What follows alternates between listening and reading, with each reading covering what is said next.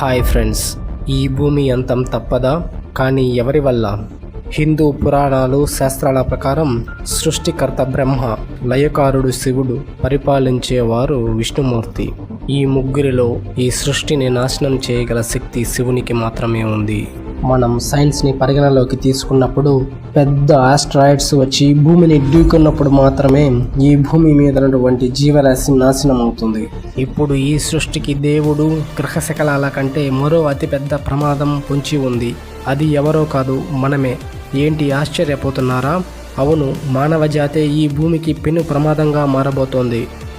మానవ జాతి ఆవిర్భావంలో మనిషి అన్ని జంతువులలాగే జీవిస్తుండేవాడని మనకు తెలుసు.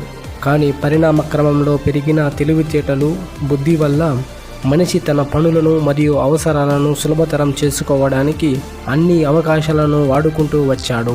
అంటే ఒకప్పుడు వేటాడుతూ ఆహారాన్ని సంపాదించగా, తరువాత వ్యవసాయం, ఆహారాన్ని భద్రపరుచుకోవడం, ఇప్పుడు టాబ్లెట్ల ద్వారా ఆహారం లేకుండా బ్రతకడం తెలుసుకున్నాడు. ఎండకి వానకి తడుస్తూ ఉండేవాడు, తర్వాత గుహలలో ఉండడం, గుడిసెలు నిర్మించుకోవడం, ఇప్పుడు ఇల్లు, అపార్ట్మెంట్లు, ఇవి మాత్రమే కాకుండా ఇప్పుడు ఇతర గ్రహాల మీద కూడా నివాసం కోసం ప్రయత్నాలు చేస్తున్నాడు. ఒకప్పుడు బట్టలు లేకుండా నగ్నంగా తిరిగేవాడు, తర్వాత ఆకులు కప్పుకుంటూ జంతువుల చర్మాన్ని చుట్టుకుని ఇప్పుడు మంచి బట్టలు వేసుకోవడం తెలుసుకున్నాడు. మొదట్లో కేవలం నడక ద్వారానే ప్రయాణాన్ని సాగించే మనిషి తర్వాత సైకిల్, మోటార్ సైకిల్, కారు, విమానం, అలా అంతరిక్ష నౌకలను తయారు చేసే స్థితికి ఎదిగాడు. మొదట్లో మనిషి ప్రకృతిని ఆవాసంగా చేసుకుని బ్రతికేవాడు. కానీ ఈ వస్తువుల తయారీ కోసం మనిషి ఈ ప్రకృతిని వదిలేసి కొత్త మార్గాల కోసం అన్వేషణ మొదలుపెట్టాడు. ఆ ప్రయత్నంలోనే ఈ వస్తువుల తయారీ కోసం మొక్కలు, చెట్లు, అడవులు, వీటన్నింటినీ నరకడం మొదలుపెట్టాడు. ఖనిజాలు, నీటి కోసం భూగర్భాన్ని తవ్వడం, ఇలా నేల, నీరు, గాలి దేనిని వదలలేదు. మొత్తం ఎటు చూసిన కాలుష్యం. స్టేట్ గ్లోబల్ ఎయిర్ 2024 రిపోర్ట్ ప్రకారం సగటున ఒక సంవత్సరంలో 81 లక్షల మంది కేవలం గాలి కాలుష్యం ద్వారానే మరణిస్తున్నారు. ఇలా గాలి, నేల, నీరు అన్ని కాలుష్య కోరల్లో చిక్కుకున్నాక ఈ భూమిపై మిగిలేదేముంటుంది? మనిషి ఈ భూమిని తన సొత్తుగా భావిస్తున్నాడా? అయితే మిగతా జంతువులు, జీవరాశుల యొక్క గతి ఏమిటి? మాంసం కోసం, చర్మం కోసం, మెడిసిన్స్ తయారీ కోసం ఇలా ప్రతి జీవిని మనం చంపుతున్నాం. వాటికి ఈ భూమి మీద బ్రతికే హక్కు లేదా? నాకు తెలిసినంత వరకు వీటన్నింటికి సృష్టికర్త అయిన మనిషే వీటి వల్ల నానా క్షోభలు అనుభవించి చివరికి కృషించి నశిస్తాడు. అంటే తాను తీసుకున్న గొయ్యిలో తానే పడటం అన్నమాట. ఈ సమస్యని ఒక చిన్న ఉదాహరణతో మనం పోల్చుదాం. 1980లలో ఆర్కిటిక్, అంటార్కిటిక్, గ్రీన్లాండ్ ఇలా ధ్రువ ప్రాంతాల్లో దట్టమైన మంచు పేరుకొని పెద్ద హిమనీ నదాలు ఏర్పడి ఉన్నాయి. ఇవే కాకుండా హిమాలయాల లాంటి పెద్ద పెద్ద పర్వతాల్లో కూడా హిమనీ నదాలు ఉన్నాయి.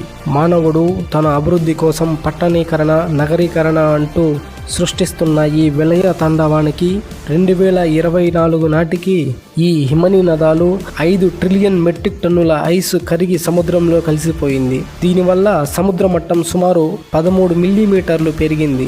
ఈ సముద్ర మట్టాలు పెరగడం వల్ల లోతట్టు దేశాలైనటువంటి తువాలు, మాల్దీవులు, అలాగే ఇండోనేషియా రాజధాని జకార్తా దాదాపుగా మునిగిపోయింది. ఇలాగా ఎన్నో ద్వీపపు దేశాలు సముద్రంలో కలిసిపోబోతున్నాయి. ఖనిజాల కోసం గనులు త్రవ్వుతూ భూగర్భాన్ని ఛిద్రం చేస్తున్నటువంటి మనిషి దీనివల్ల వ్యవసాయం దెబ్బతినడమే కాక కాలుష్యం జరిగి చివరికి తినడానికి తిండి లేకుండా పోతుంది. ఫార్మాస్యూటికల్స్ ఫ్యాక్టరీల నుండి శుద్ధి చేయని రసాయనాలు, వ్యర్థాలను నదుల్లోకి కలపడం వల్ల తాగే నీరు కూడా అపరిశుభ్రమవుతోంది. కొత్త జబ్బులు పుడుతున్నాయి.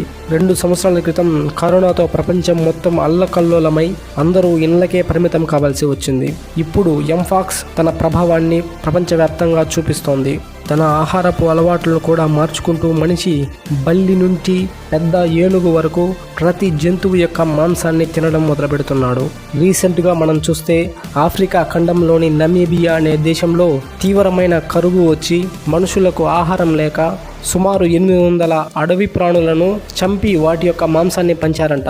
చూడండి ఎంత దీనస్థితికి మనిషి దిగజారిపోతున్నాడో. ప్రపంచంలో అభివృద్ధి చెందుతున్న దేశాలు ఇలాంటి కాలుష్యాన్ని, పర్యావరణ మార్పులకు కారణమై చిన్న చిన్న దేశాలు సఫర్ అవుతున్నాయి. కానీ ఒక సంతోషకరమైన విషయం ఏమిటంటే భూమికి ఒక గుణం ఉంది. ఎంతటి విధ్వంసం జరిగినా తననే తాను పునర్నిర్మించుకోగల శక్తి భూమికి ఉంది. కానీ అది ఒక గొప్ప విధ్వంసం తర్వాతే. చిక్స్లబ్ ఆస్ట్రాయిడ్ భూమిని ఢీకొట్టి డైనోసార్ల జాతి మొత్తం అంతరించిపోయి ఒక మండే అగ్నిగోళంలా భూమి తయారయ్యి ప్రస్తుతం ఉన్న జీవజాతుల్ని తిరిగి పునరుద్ధరించగలిగింది. అలాగే ఒకవేళ ఈ మానవ జాతి ఈ భూమిని సర్వనాశనం చేసి ఇక్కడ బతకలేని స్థితిలో వేరే గ్రహానికి పారిపోయిన భూమి ఇంకో కొత్త ప్రపంచాన్ని సృష్టించుకోగలదు.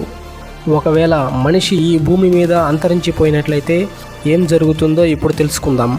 కొన్ని సంవత్సరాలకు నదులు శుభ్రంగా ప్రవహించడం మొదలెడతాయి. జంతువులన్నీ తమ తమ ఆవాసాలకు వెళ్ళి తమ యొక్క సంఖ్యను పెంచుకుంటాయి. రోడ్లు మొత్తం చెట్లతో నిండిపోతాయి. ఇళ్ళు, గృహాలు, అపార్ట్మెంట్లు అన్నీ శిథిలమై నేల కొరుగుతుంటాయి. మనిషి కట్టిన బ్రిడ్జులన్నీ కూలిపోగా తయారు చేసిన వాహనాలు అన్నీ తుప్పుపట్టిపోతాయి. కొన్ని సంవత్సరాలకి ఆకాశం కాలుష్యం లేకుండా నిర్మలంగా ఉంటుంది. అడవిలోని జంతువులన్నీ స్వేచ్ఛను అనుభవిస్తూ తమ జీవనాన్ని సాఫీగా సాగిస్తాయి. అంటే భూమి ప్రకృతి ధర్మాన్ని అనుసరిస్తూ నడుస్తుంది. దేవునికి ఈ సృష్టిని నాశనం చేయగల శక్తి ఉన్నప్పటికీ ఆ పని చేయడు. కానీ మనిషి ఆ దిశగానే అడుగులు వేస్తున్నాడు. నేను చెప్పింది నిజం అనిపిస్తే ఈ వీడియో మీద మీ అభిప్రాయాలను కామెంట్లో తెలియచేయండి. ఈ సమాచారం మీకు నచ్చినట్లయితే లైక్ చేయండి, షేర్ చేయండి, మా ఛానల్ని సబ్స్క్రైబ్ చేసుకోండి.